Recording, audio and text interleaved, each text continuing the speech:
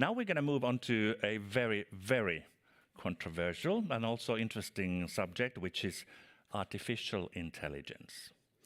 We're going to have from the biggest, Austrian's biggest public service media provider, ORF, Chief Innovation Officer Stefan Kollinger on the stage, how ORF's AIditor harmonizes AI efficiency with journalistic integrity.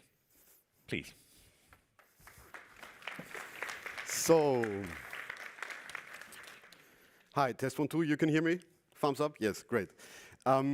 Yeah, first of all, thanks for having me. Thanks for having ORF here in Finland, Tampere today. Thanks also to our regional director, Werner Heric, that made this possible, that I'm here today. And also thanks for seeing such great content pieces yesterday evening at the ceremony. So congratulations to all the winners, actually. Not that I was surprised, but I was happy to see how great it actually is, because we are all talking about how valuable regional content is actually, and regional journalism is. And I was very impressed to actually see this yesterday throughout Europe happening from a public service media standpoint. So today I want to present to you broad insights in regards of AI strategy at ORF. Yeah? This means how do we view AI in terms of chances, opportunities, risks. Yeah? I will give you some insights in regards of our AIditor. That's our most successful project at ORF in regards of editorial workflows. Yes. And we will hopefully have some discussion questions at the end. What do you think, and where do you see the world heading, especially in this regional perspective? So first of all, and I think this is it fits perfectly for today. It's like I was last year September or something at a big conference of International Archive conference, and they had this claim, anything is possible and nothing is true. And since then, I'm still thinking about this all the time in regards of AI, and I think it's the perfect claim for more or less the time we live in. Yeah, because from a technology perspective, and I have been a technologist all my professional career, so to say. It's true, anything is possible and nothing is true anymore. Because if you think about, for example, like the last crisis we had in this world, for example, this war now in Middle East, Iran, Israel, US, stuff like that. It was pretty much the first time for me personally when I opened something like, I don't know, X and these social media platforms, where I really couldn't be sure anymore that any of these videos or texts or stuff like that is true anymore. Yeah? And also because of AI. So, and it wasn't like that before. Okay, you had like people spreading narratives. You had, of course, bots and stuff like that. But the amount of and the scale that this is possible today for individuals already, yeah, is actually a problem. Yeah.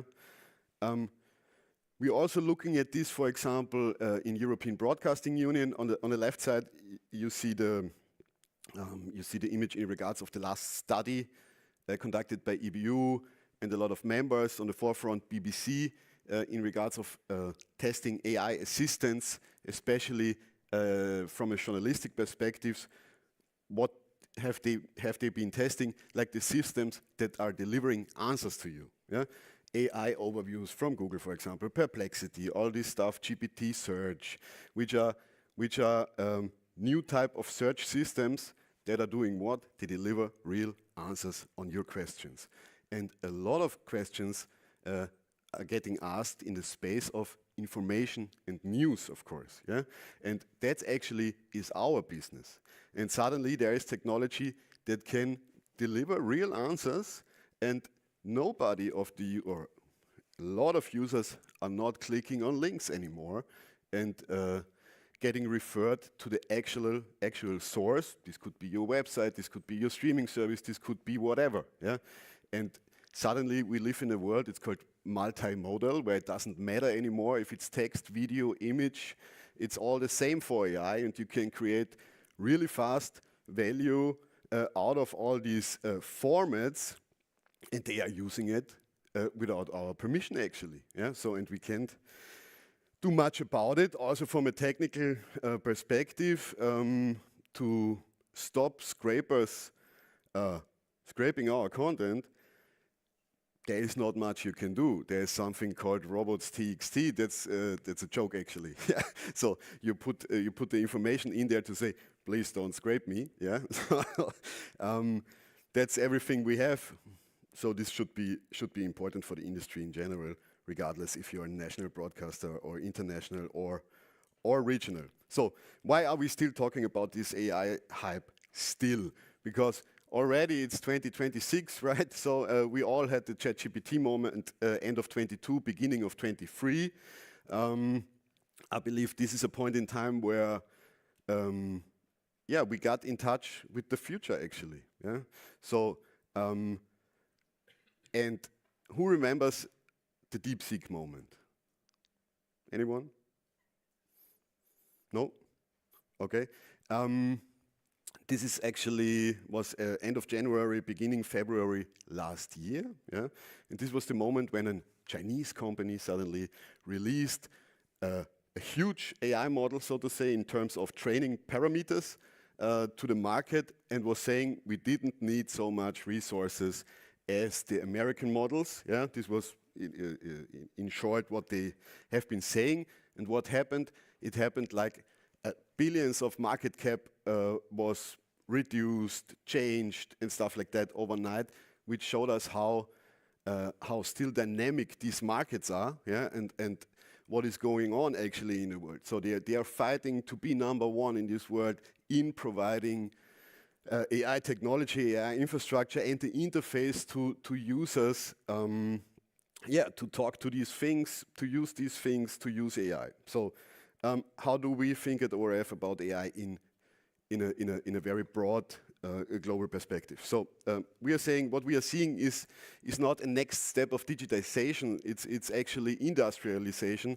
What we are seeing, and what do we mean by that is like it's really this horizontal layer everybody is talking about, in a sense of we will more or less talk to everything. We will see AI in everyday life, in every component, in every device, in every media asset, so to say. Yeah, we see it from a media perspective. Everything is obviously getting conversational somehow. Yeah, you're already talking to your smartphones, maybe to some devices in your kitchen. I don't know. You can talk to everything in the future, and more or less today. So it's really an industrialization happening. Regardless of manufacturing stuff, like real stuff, or media production and everything else. Yeah, we see that market changes are already happening. Yeah, which means new companies are suddenly the big players in this world. Yeah, the biggest company globally is suddenly NVIDIA. They have been producing graphic cards in my childhood. Yeah. So, and they are now suddenly a 5 trillion market cap company. That's a number I can't even imagine, actually, so big. Yeah. And all they do is more or less designing chips. They are getting produced in Taiwan. Yeah. And the machines that are producing it are getting produced in the Netherlands. And like this cycle is ruling the world right now, in sense of investments and all of this stuff. So huge market changes going on, and also, of course, in our market, the media market, because I was already mentioning it, new product categories are evolving. Yeah? If you have seen the Google I.O. 2 days ago, I think it was, or not yesterday, 2 days ago or 3 days ago, beginning of the week, yeah. But it's still amazing to see what's possible. At the same time, I'm really afraid of the future a little bit in terms of the media markets, because what they are offering in terms of video generation, image generation, this new search paradigm where you really get real quality answers in a new, really good looking interface actually, shows us that people will use it, and we already see this. It's called a change in user behavior, which means we have seen last year already in the United States that users changed their behavior because the referral traffic to regional, local, national media in the US is dropping. And it's dropping because Google, for example, is serving answers and is not providing just links anymore. Yeah? So this business model is more or less gone, and now 3 years later, the industries, 3 years later after they started doing it, the media industry is recognizing that this is really happening. Yeah? We have seen, I believe, last month, or in the last 6 weeks or something, for example, in Germany, a huge publisher, Bauer, closed 160 online destinations, and they have done it because of this, yeah? Because the business model is vanishing. Yeah? So that's why we try to shape the future of ORF. Yes, and I believe we're doing a good job, but I'm saying try because we are fighting with giants actually, yeah, and we try to compete on a product level and with good ideas. But nobody in our industry can compete on a technological level. Yeah, this is out of this world. But in terms of product, I believe we can use this also for our advantage. So what are we doing? End of 22, beginning of 23, we created a pretty straightforward strategy process that is based on 3 pillars. First, we try to provide literacy throughout the company. To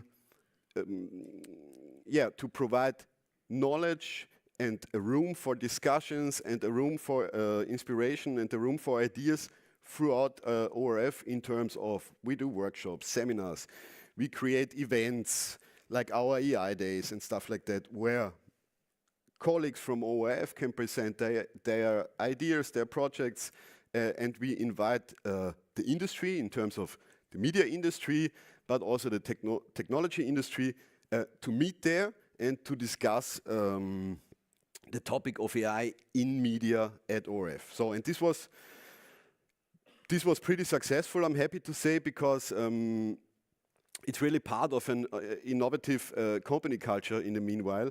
And a few weeks ago, we have done the 7th AI Day in the 4th year, and it was the biggest one, and there's still huge interest throughout the company in this topic, and we keep doing it because we see there's real value for the colleagues in the company, but also in the Austrian market. Yeah? So second, of course, we are working continuously, and this is important to understand, on the strategic positioning of ORF in regards of this technology, in regards of AI. What are we looking at continuously? It's what perspectives, chances are there for ORF as a company in this segment, and what risks are there, what risk vectors are possibly an issue for ORF or the Austrian media market. Yeah? So, and therefore we are briefing colleagues and heads and director generals in our company. And the third segment was, from the beginning on, we created an AI lab. Don't misunderstand it as an, I don't know, department or something like that. It is more or less something like a brand.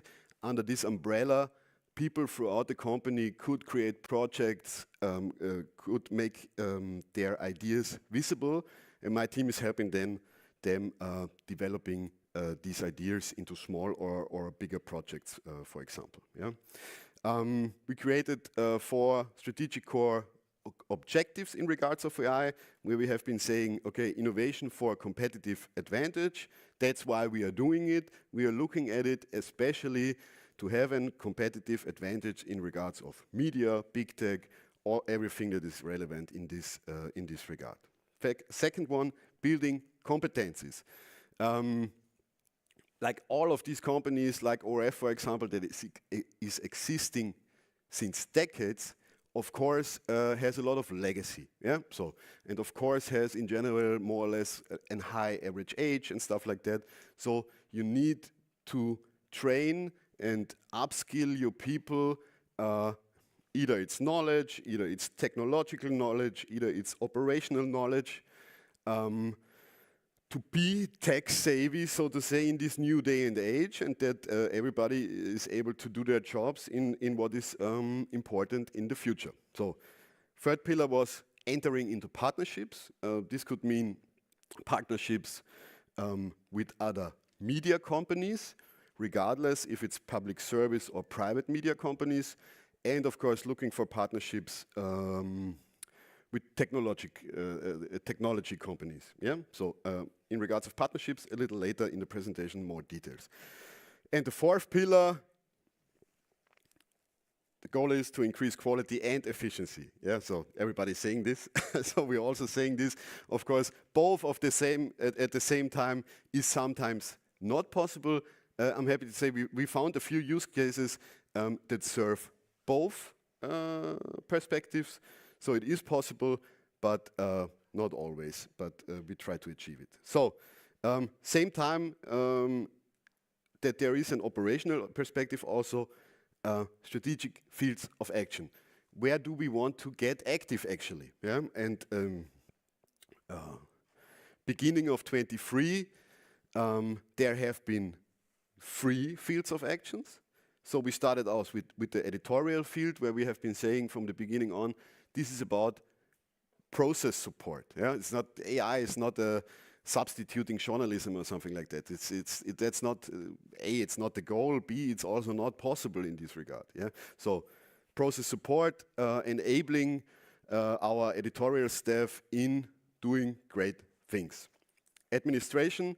This is more or less possibly next phase of digitization, where we thought about it and still think about it, that AI is helping throughout, especially these big companies or decentral teams. ORF is still a huge company, 3,000 plus employees, 9 regional studios, stuff like that, where AI could support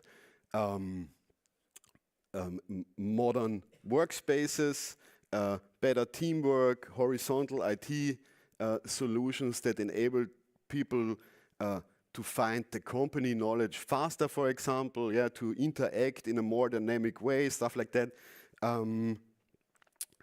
We haven't been as successful in this space as we thought we would be in the beginning, yeah. Especially the big tech companies actually oversold their products in the beginning. Yeah, there was way better marketing than the product delivered in reality. We also see that this is now 3 years later, it's actually changing. So I expect in the next, let's say 24 months, 2 years, 18 months, a real change in this perspective, where these systems deliver way more value than in the beginning. Third pillar from the beginning on, important was accessibility for a public service company, of course, but also in terms of regulation. Why ORF needs to be more or less 100%, or needs to deliver more or less 100% accessibility services, for example, in subtitling until 2030, yes? And you can't manage this just by human labor, so to say. Yeah, where should the people come from to do this live, on demand, stuff like that. So we have a great accessibility department that is doing their job in a quality sense, also for the premium products like our main news show in Austria. Yeah, and at the same time, since I believe it was September of last year, yeah, you can watch all of the regional news in Austria that are delivered by these 9 regional studios. Live in the television, live in the streaming service, and on demand in the streaming service. The subtitling of these shows are completely AI generated. Yeah? So, and before there was no subtitles on these shows. Yeah? And we started first just with the on-demand files in the streaming service on ORF On, and 1 year later we managed to do it live in the live stream and on television. Yeah, and this is actually real value provided to our audience by using AI systems to do that. We are also doing this in a transparent way, so people can read in a certain, every few, I don't know, seconds or 30 seconds or 1 minute or something like that, we tell the audience that these are automatically generated subtitles, so that there is also transparency. We defined that in our AI guidelines, which are also publicly available under in the internet under their ORF.at. So if you look for the company website, you're going to find it there. Yes, and over the years, a fourth pillar was added to these fields of action, and we called it products, because we have seen there are new opportunities in there. Depending on our domain knowledge and our general management skills, we are able to maybe create new products, A, for our audience, and B, in a B2B sense, in a sense for our industry. Yeah? And one thing I will show you today, the AIditor. Another thing is still hidden, so to say, the public-facing product. We have created a really, really great conversational product where people could interact with millions of content pieces ORF from ORF in a conversational way, especially in the information and news space. As ORF is highly regulated, we can't just release this stuff, yeah. But I'm still working on this, or we are still working on this to get this done in the next month or next year, something like that.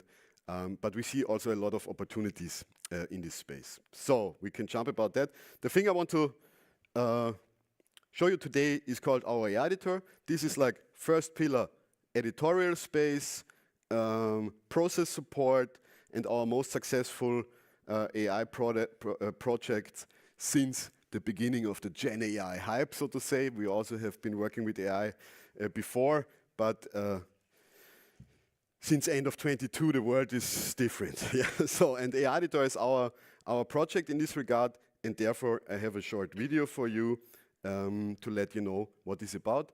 So, the control room now with audio, please. Imagine this. One click and your story is ready for any medium.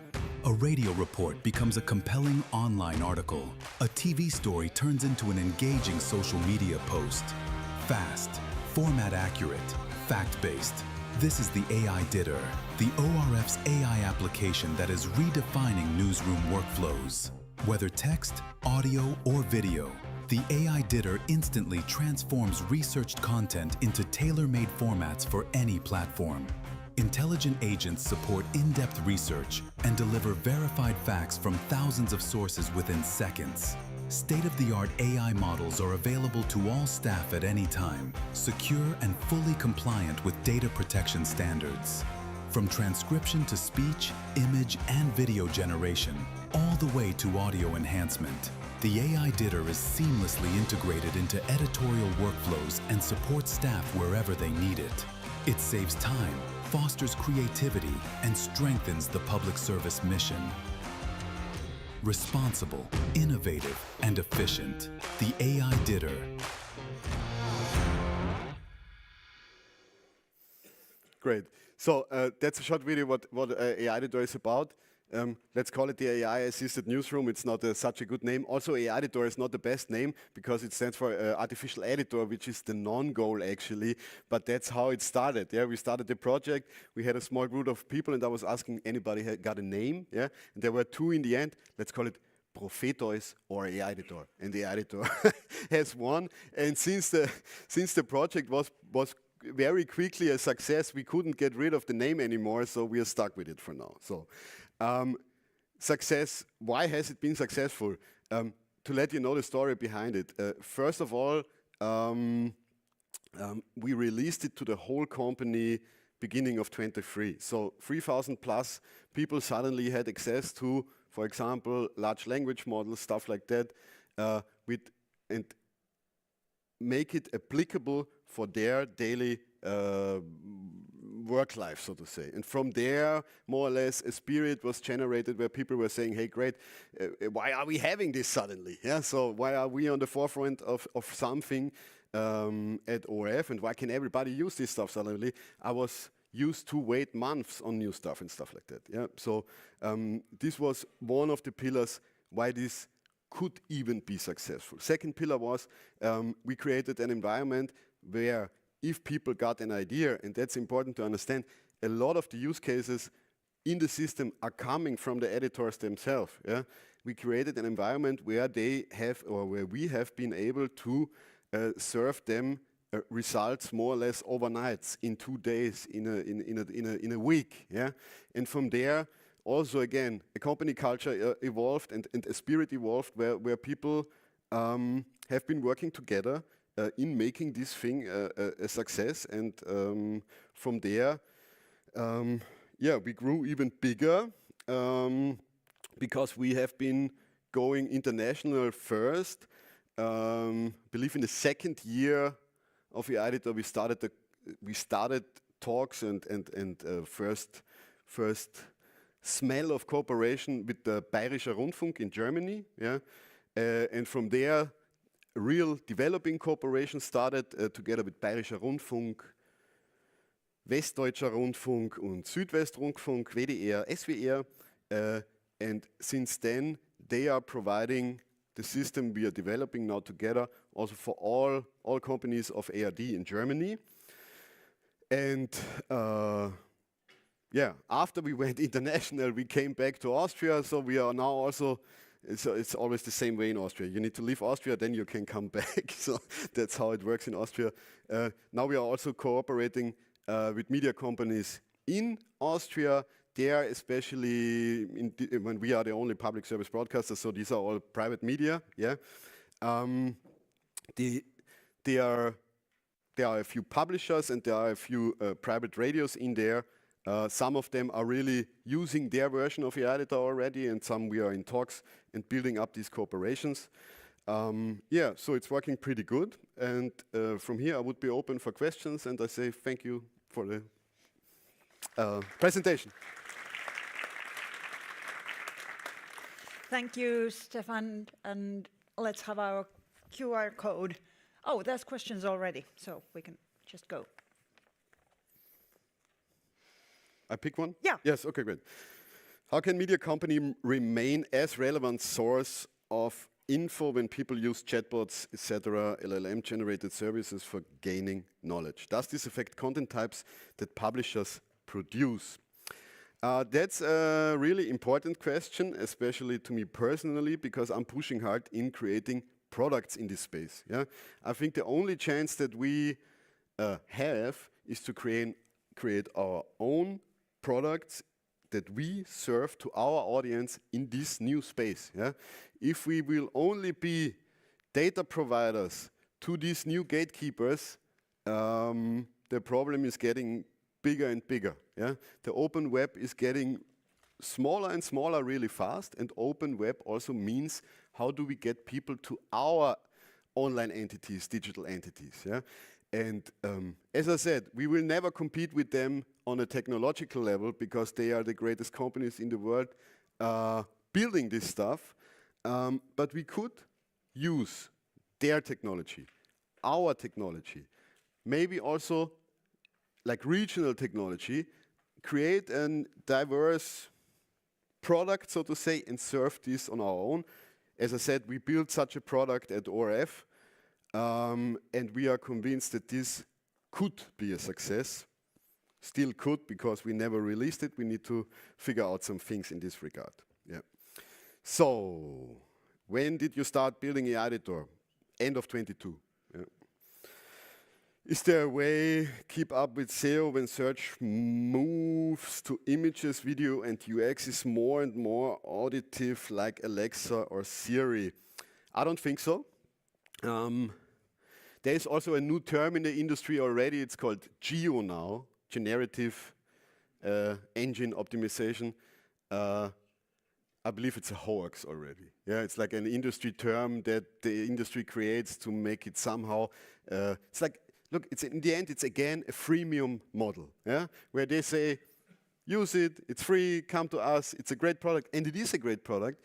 But our journalism is, we are getting singular data providers. Yeah, there will be no media entities anymore if you give this for free away.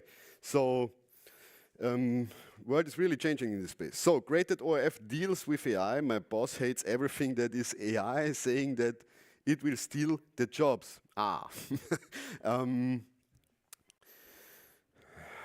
Yeah, future is coming. Things will change. Yeah, so that's don't try to discuss this. It is like what it is. Yeah, being afraid of the future is not a good. It's not a good approach. Yeah, it's coming anyway. So, how much does the license of AIditor cost? I don't know, because we are not licensing it. Yeah, we are looking for corporations. Yeah, cooperation means win-win for both sides. So, of course, there is some license fee, but it's not about the license fee. It's about the cooperation. So, with all the companies, we do something. There's a real cooperation. Cooperation means, for example, in Germany, there's a developing team working on this thing. Yeah? Cooperation means creating ideas and bringing them on the table to us. There could be ideas maybe we didn't think about. Yeah. So we then take these ideas, build it for them or for us all, and all of the participants can benefit from these ideas. Yeah. Cooperation means exchange of data to serve the product, yeah? Exchange of data to create new products. Yeah? So we aiming for cooperation. We're not aiming to be a service provider, so to say, like software as a service or so. That's not what we want to do. Yeah? Maybe one more. Yes. You have to stop me if it's too long. Yeah, I will stop you after this one. I could go on forever. Yeah.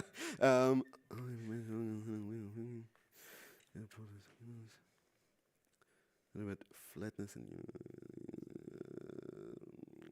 let's take maybe this one. Didn't you have protests from the unions or from journalist associations or graphic designers? Actually, no.